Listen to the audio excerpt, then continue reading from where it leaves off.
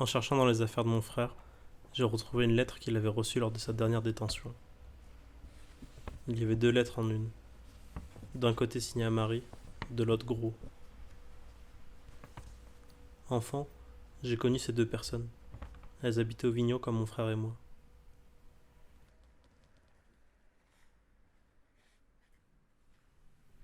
Aujourd'hui, mon frère est plus là. Il a quitté notre monde peu de temps après avoir reçu cette lettre en 2005.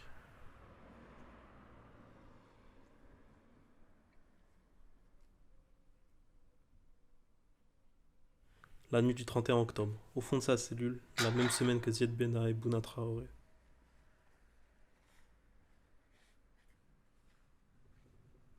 Cette même semaine où des centaines d'adolescents issus de quartiers populaires ont disparu sans que les appareils régaliens trouvent de réponse satisfaisante. On a appelé cette semaine l'éclipse d'Halloween, du fait de l'éclipse survenue, de manière inattendue, à la même période en plein Halloween 2005.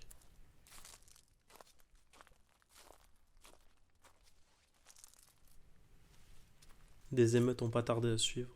Le pays s'est embrasé.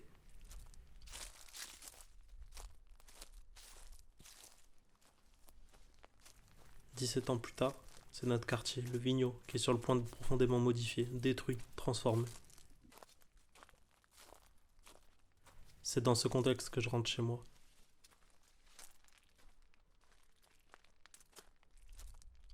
Mes parents sont toujours là, au détail près que nous avons désormais deux logements dans le quartier car ils se sont séparés. L'ombre de mon frère se devine encore sur le béton et le crépi des tours menacées de destruction.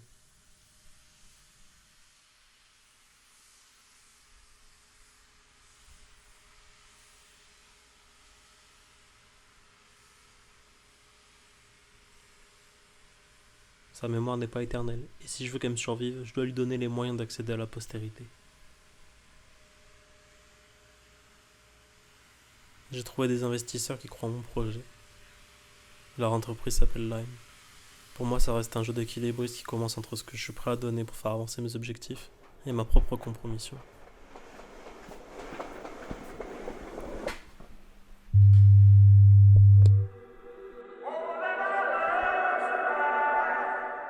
Il y en a certains qui voudraient me faire passer pour le méchant de cette histoire.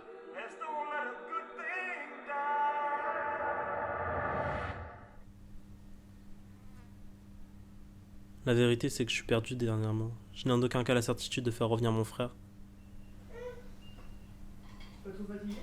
Pourtant, ces personnes qui me soutiennent continuent de m'encourager abondamment sans remettre en doute la faisabilité de cette ambition. Cependant, il y a une certitude qui ne perd pas de sa vigueur. C'est chez nous que je trouverai les réponses à mes questions.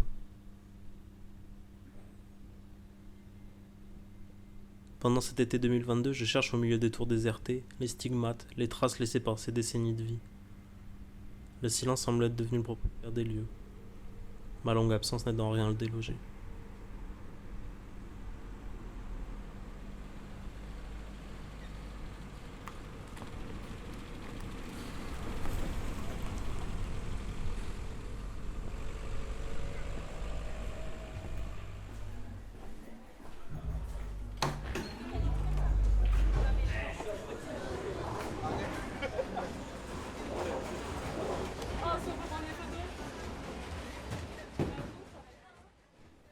Contrairement à mon frère, je n'ai jamais loué un lien profond visible avec le quartier.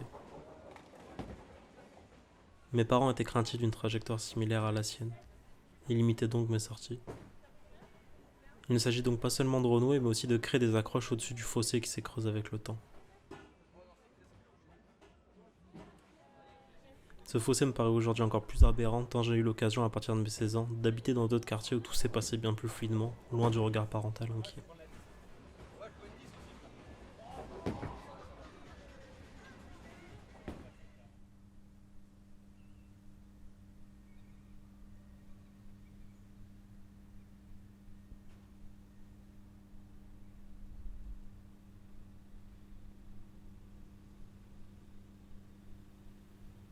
C'est donc bien ce fossé mon principal adversaire à court terme, et je dois m'en débarrasser si je veux espérer retrouver mon frère.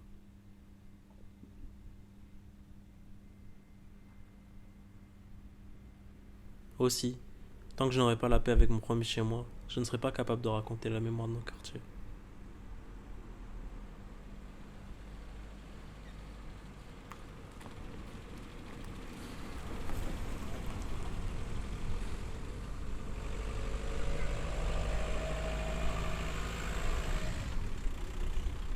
Ces mémoires multiples, propres à chaque quartier, qui viennent néanmoins se rencontrer sur des points, des histoires, des anecdotes, des émotions similaires.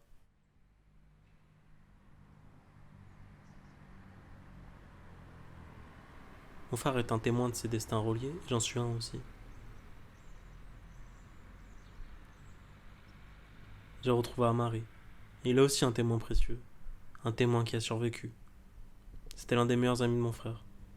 Il m'apprend à reconnaître mon frère autrement, ses premiers pas dans le groupe, à prendre la mesure de la génération 84 qui donnait leur rythme au début des années 2000.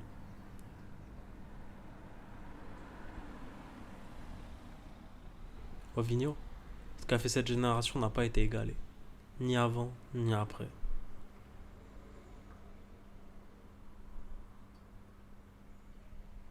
On va réunir ensemble ces fragments de mémoire dispersés au fil des nouvelles vies de chacun et les souvenirs instantanés des protagonistes actuels du quartier.